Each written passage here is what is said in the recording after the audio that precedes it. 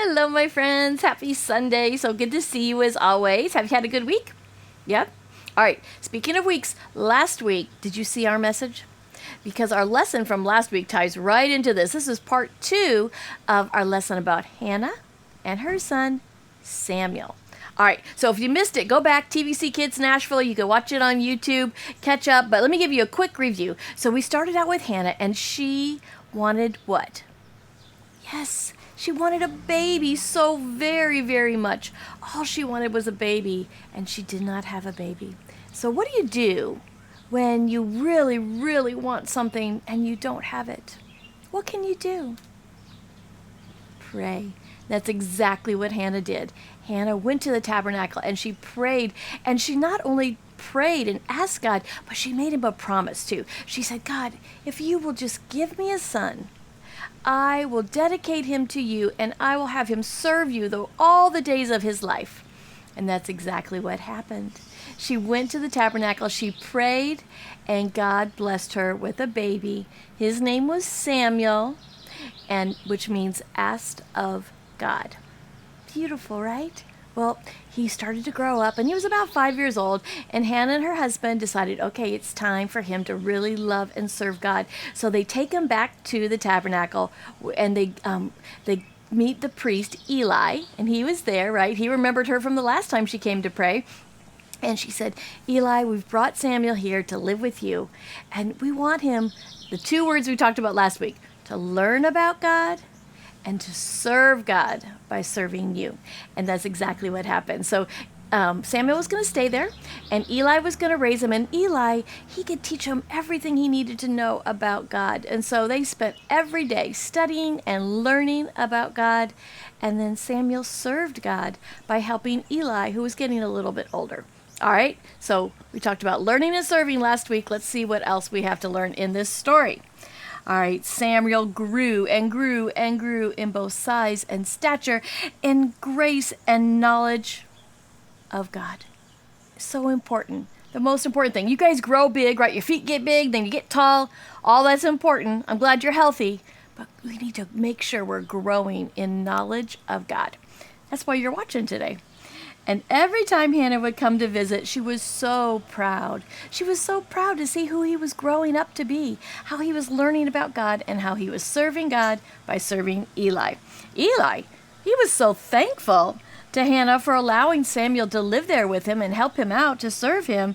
He said, may God reward you with more children because you gave Samuel to God and to me here at the tabernacle. So Hannah did. She had 3 more boys and 2 more girls. So that's 6 children altogether from a woman who just prayed, Lord, may I have one son.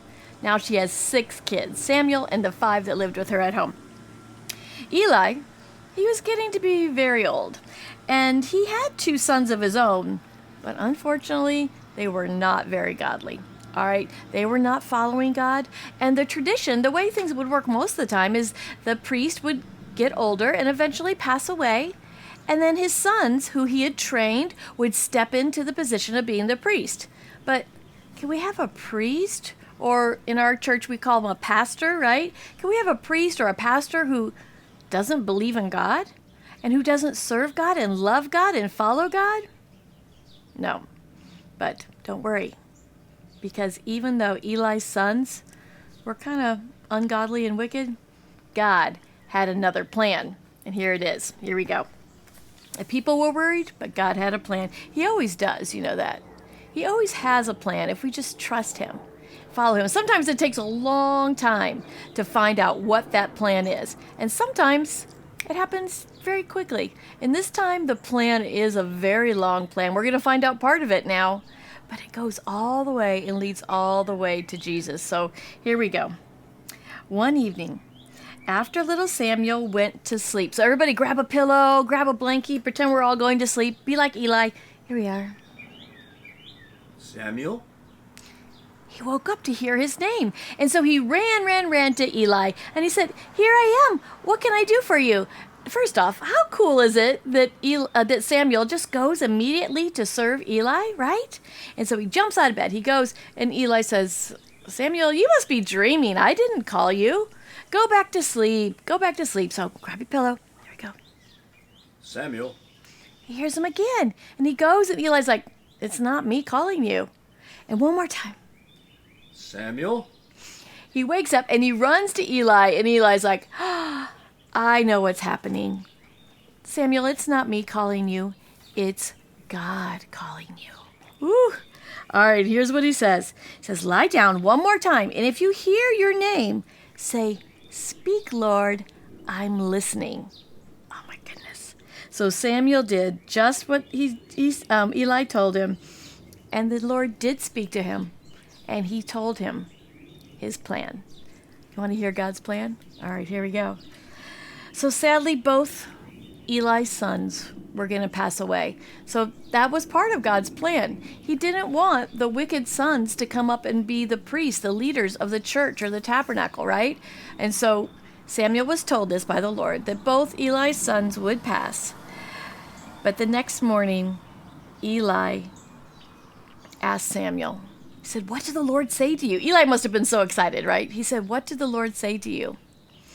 And he said, Samuel was sad to tell him that his sons would die, but God would raise up a faithful priest. And who was that faithful priest going to be?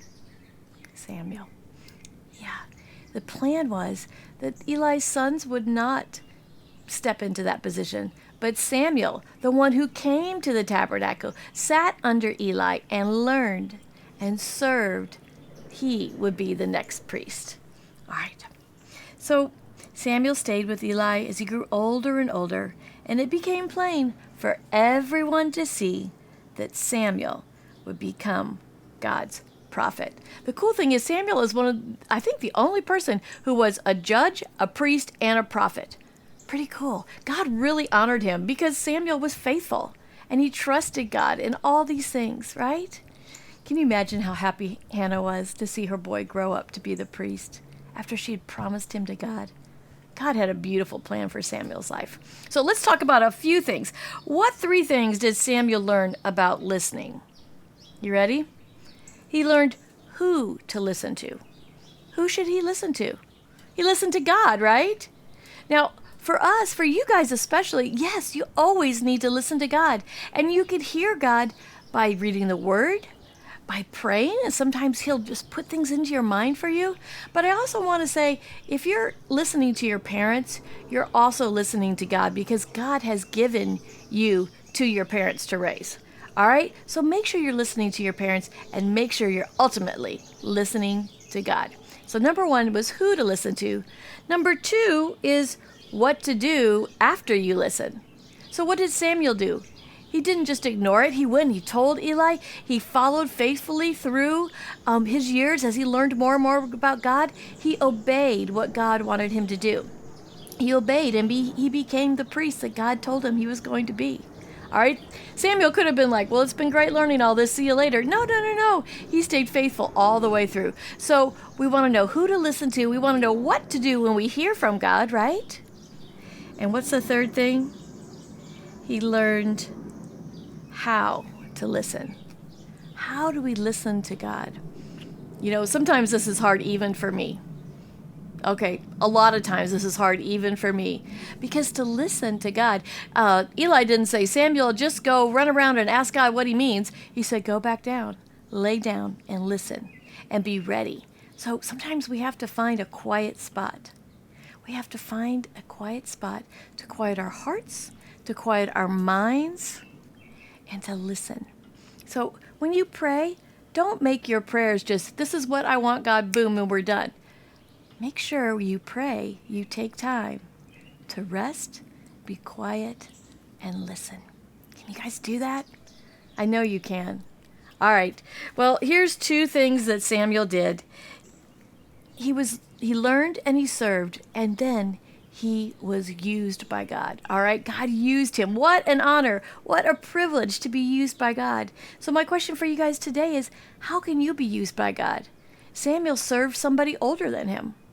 Are there people in your household, in your neighborhood, that you can serve? Have you ever gone and just like carried in groceries, raked up some leaves, baked cookies for someone to cheer them up, help them out with something needed help, and have you watered some flowers for somebody maybe? Have you, helped them lift some things that are heavy for them? Think about ways you could serve people who are older than you. And then think about ways you could serve people who are younger than you. How else can you be used by God at your age? Can you be a good friend to somebody who really needs a friend? I know you can. All right, you guys, think of some ways, and I'd love to hear them. So text me, email me, let me know what you're doing as you learn about God to serve God. All right? And my last 2 words for you are ask and then listen. So ask God, spend time praying, and then spend time quietly listening. I hope you guys will follow along as Samuel did. Follow and look at Samuel as a great example. I love telling stories about children who were just godly and trusting and faithful in the Bible, and Samuel sure was one of them. We'll talk about Samuel as he gets older later in the spring as we're talking about David. But I hope you'll think about Samuel. Meditate, take a little time and think about who Samuel was, how God used him, and how he learned and served. All right, you guys, I love you, and I'll see you next week. Bye-bye.